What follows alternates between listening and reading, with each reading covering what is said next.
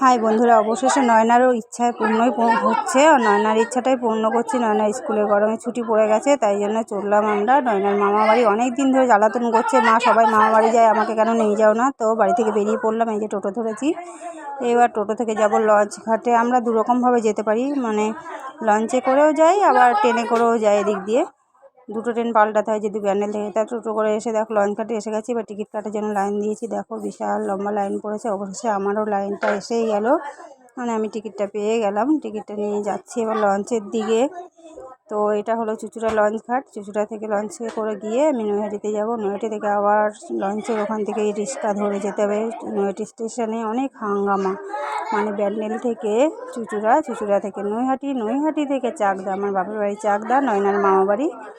তো খুব হাঙ্গামা হয়, ওই জন্য যেতে চাই না। তো দেখো লঞ্চ পার হয়ে চলে এসেছি নৈহাটিতে। এবারে এই যে টিকিট দিয়ে চললাম, আবার রিক্সাতে উঠতে হবে। রিক্সা খুঁজলাম, যাই হোক রিক্সা উঠে পড়েছি। এই যে আমার ছেলে, আমার ছেলের গল্পটা পরে একদিন শেয়ার করবো তোমাদের সঙ্গে। দেখো ওর মুখ ঢেকে নিচ্ছে, সামনে আসতে চায় না ক্যামেরার।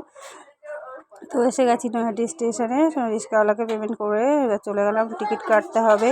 এবার টিকিট কাটতে ঢুকবো। এবার ওখানেই পাশে রয়েছে আইসক্রিম, সেটা দেখে নয়না আবার বলছে আমি আইসক্রিমও খাবো। যাই হোক টিকিট কেটে এবার ওকেও একটা আইসক্রিম দিলাম কিনে, ছেলেকে একটা ওকে একটা, দুজনকে দুটো আইসক্রিম কিনে দিলাম। এবার চললাম ট্রেনের জন্য। ট্রেন আসবে আমার 3 নম্বরে, আর আমরা ঢুকেছি 1 নম্বর দিয়ে। তো ওভারব্রিজ দিয়ে 3 নম্বরে চলে গেলাম। ওখান থেকে ট্রেনের খবর হয়নি দেখে। এবার এদিকে নয়না আইসক্রিম খাচ্ছে, আর আমি কাঁচা মিঠা আমগুলো দেখে বেশ খেতে ইচ্ছা করলো। তো কাঁচা মিঠা আমটা নিলাম, কিন্তু আমার হাতে কাঁচা মিঠা আম দেখে নয়না আইসক্রিম বন্ধ দিয়ে খেতে চলো। এই দেখো খেয়ে কেমন করছে। টকটা একটু টক আছে, তো আমাদের মুখে ভালো লাগে, কিন্তু ওর মুখে তো টক লাগছে, ছোটো মানুষ যেহেতু। যাই হোক ট্রেন এসে গেছে, অবশেষে ট্রেনে উঠে পড়লাম শান্তিপুর লোকালে। এবার সিটও পেয়ে গেছি, বসে গেছি। নয়না এসে বসতে চাইছে না, জানলার ধারে দাঁড়িয়ে থাকছে। যাই হোক এই যে চললাম এবার চাকদার দিকে। চাকদার থেকে ব্যাস 10 মিনিট লাগে আমার বাপের বাড়ি যেতে। বাকি গল্প আবার পরে বলবো। এই পার্ট 2-এ বলবো আবার মামাবাড়ির গল্প।